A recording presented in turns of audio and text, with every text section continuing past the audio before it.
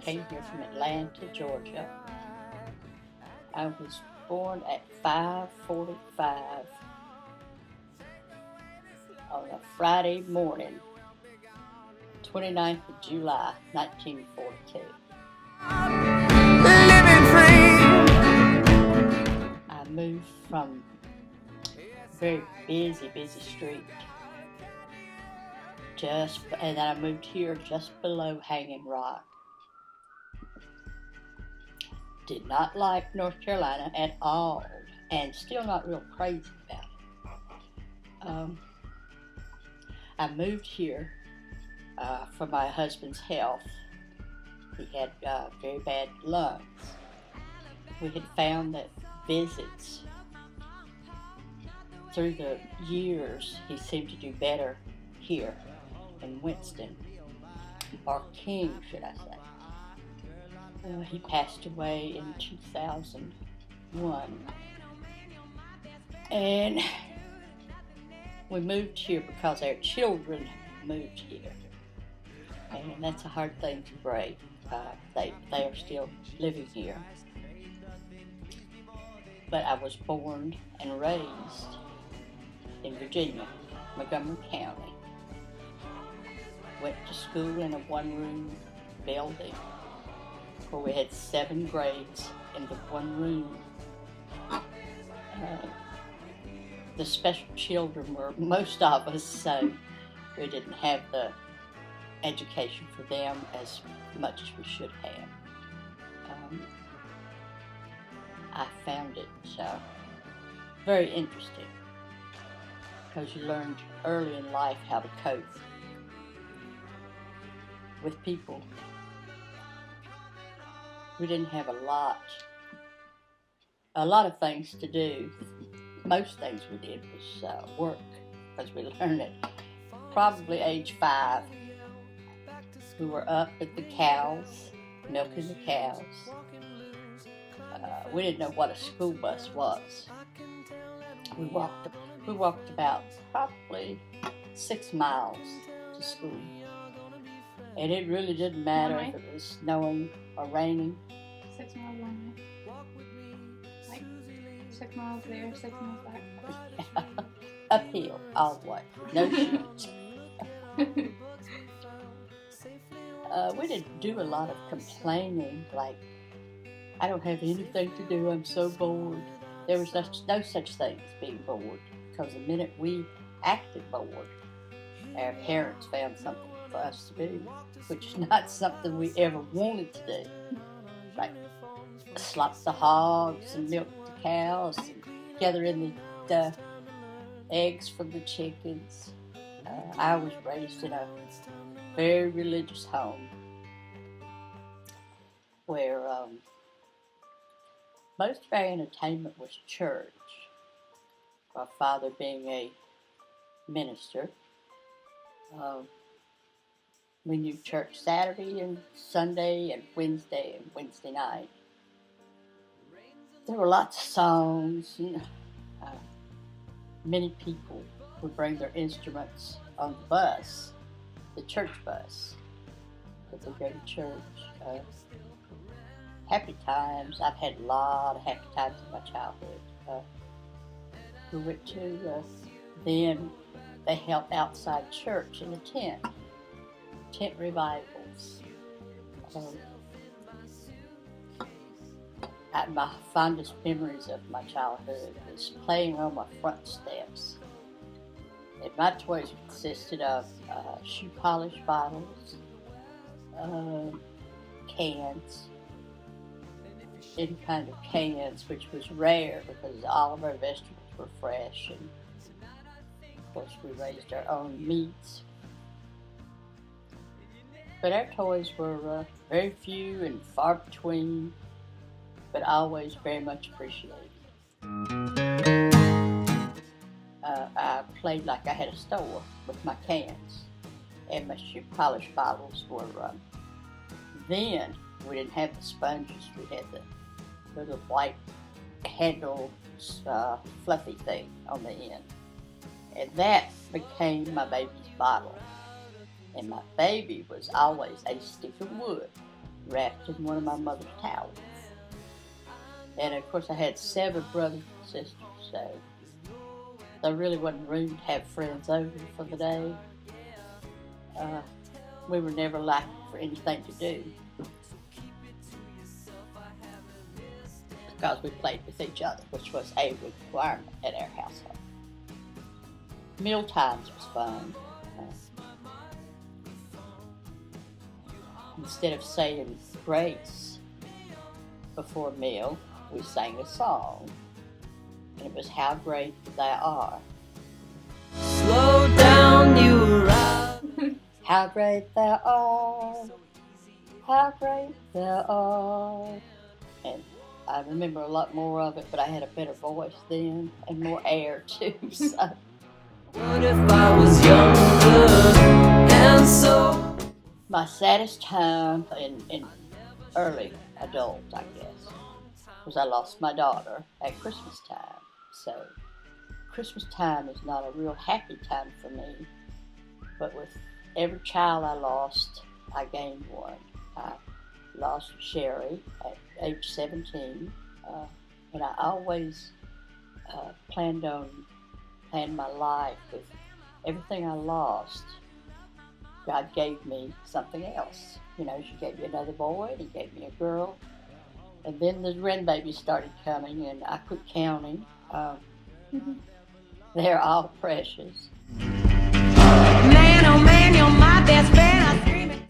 As a child, the saddest thing to me was I stayed with the neighbor. My father owned a lot of property, and I had gone to spend the night at her house to help her with her child. And I got up around 6 o'clock in the morning to go to school and went to dry the baby, and unfortunately the child had died during the night. So when I close my eyes at night, I rarely ever close my eyes that I don't see that child, and how sad that was.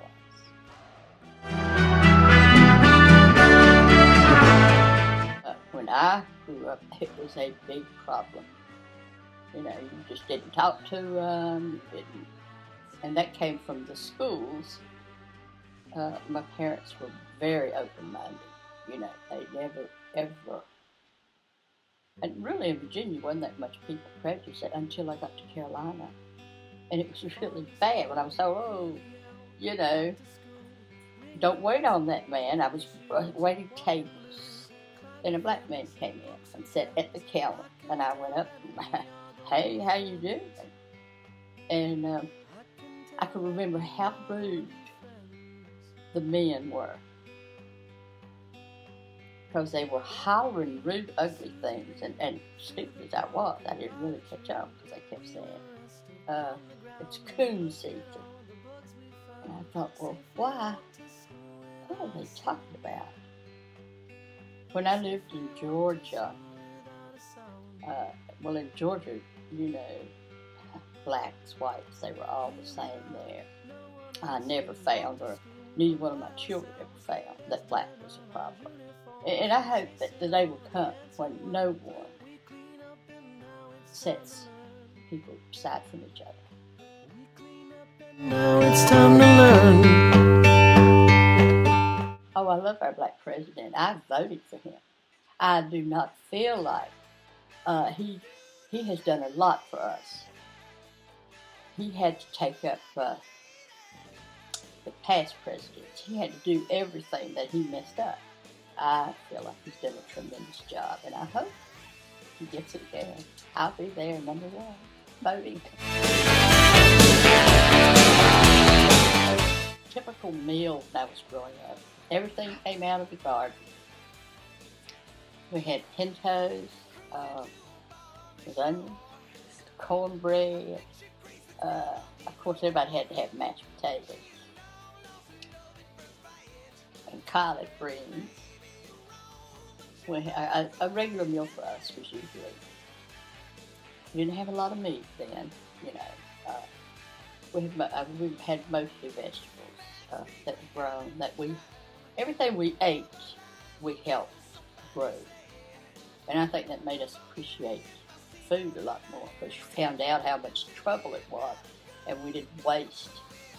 My fondest memories then as a child, I think I got my first hot dog, the little place, curb service place opened. And I got a hot dog. I can remember so well. That was the best hot dog I ever ate. I don't want a lot for Christmas. At Christmas time, best time of the year. We got an apple, an orange, a bag of hard candy, and a bow tied on top. And if we had really, really had a good year with our crops, each of us would get maybe a box of Cracker Jacks. So that was our toy. But you know, nobody complained. I don't need from you another vacation. My daddy had a big old truck, great big old bed on the back, and he had canvas that he put on the top.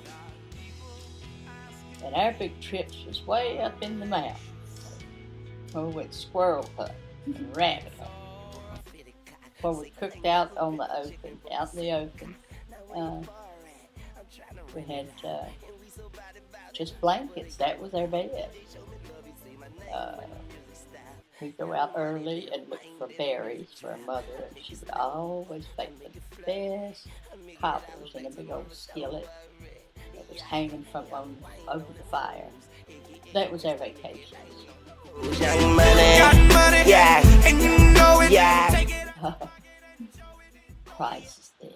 Gas was like $1 a gallon compared to what, $3-4 even. We didn't know the prices of dresses and things like that because our clothes were made out of food sacks. You know, you get the chop for the heart. But they were beautiful. They had pretty flowers and all that, and our mother made our clothes. A pair of shoes was about $0.25. And we had 2 pairs. One for church, one for school. Our school shoes were Brogans. Brown Brogans. Come home from school, you took those shoes off and you polished them. And you set them up. And polishing them, that meant we washed them real good and coated them with some kind of lard or some kind of grease. Kept the leather good. You could buy, sugar was 3 cents. Canned milk was a penny. So this is already ridiculous today compared to then. And I often wondered how my poor father and mother ever raised 7 children. But now I know, because we raised everything. People don't do that today. Some do, very few. I walked down the road here, down the street from where I'm at.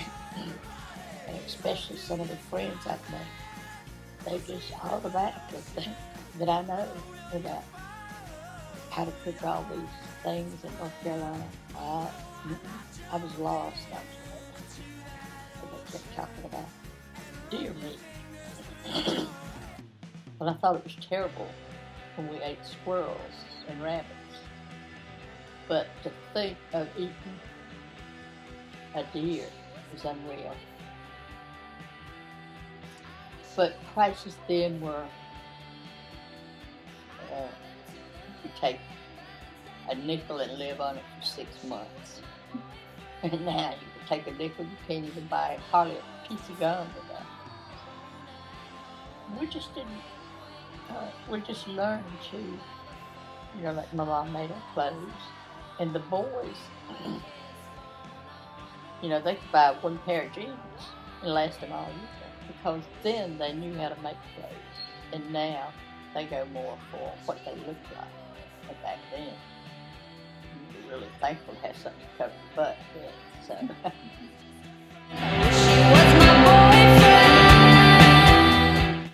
We had one little boy, he's a Freddie and he had a grocery store.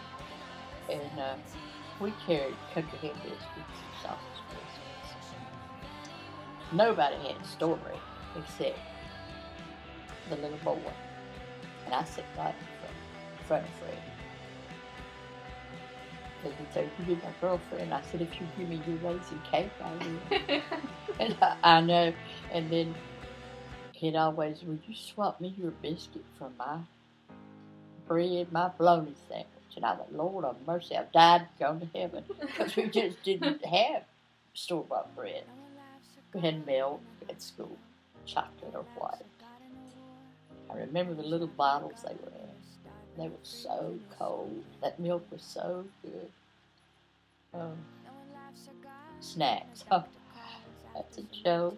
We didn't have snacks as children. You ate a good breakfast and you went to school. And you were packed a good lunch and you ate that. Of course, you're sly, you know, and I thought I was sly. Because I'd always talk to somebody out their apple or something. I guess you call that bad, but you know. I'll be your girlfriend. Just give me that apple or give me that raisin cake. I usually got it. But God could be funny. Had so many animals. We came home from a late church on a Wednesday night. And just about the time my father put the key in the door, we heard this trip, trap, trip, trap. And we had locked our goat up in our house. And as we opened the door, every one of us, everybody was knocking each other down, trying to get down the front steps, because here come that Billy Goat. Coming down the steps, and we opened the door, he bulged through that door. It's always something in the country that kept us laughing. One of my funny stories. During the summer, I would come here to Carolina and help my sister with tobacco. And they had a little car called Skeeter, and it didn't have a, and we all sat on the back and let our legs hang down. Well, they realized they had lost me. And on Sizemore Road, they hit a bump and I fell off.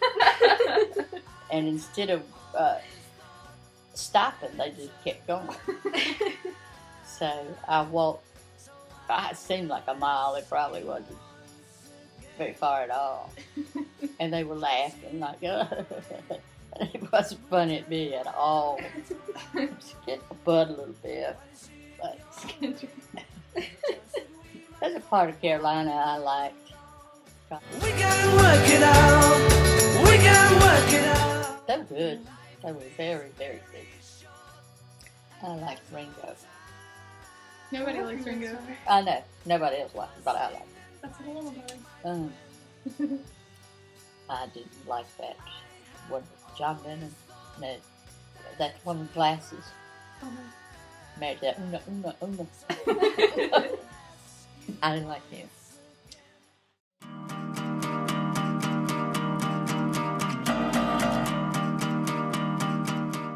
How do you feel about Justin Bieber? It's, can I say that? It's faggot.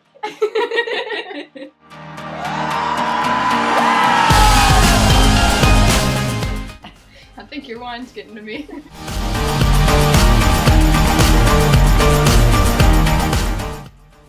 Merry Christmas and a Happy New Year. Can you do your best impression of our president? Well, I look a little bit like it. Except you got black hair and I got white. And I'm white and he's black. But I'm going to change this world tomorrow.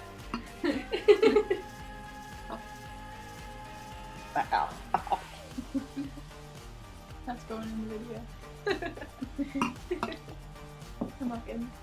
I think we're going to close this conversation because I'm about out of words, I think. Do you want to give us a farewell? Sing a farewell song? I'll leave that to y'all. You want to sing a song? You want us to sing a pretty little song? Amazing grace, how sweet the sound. I can't hear you. Oh, Lord.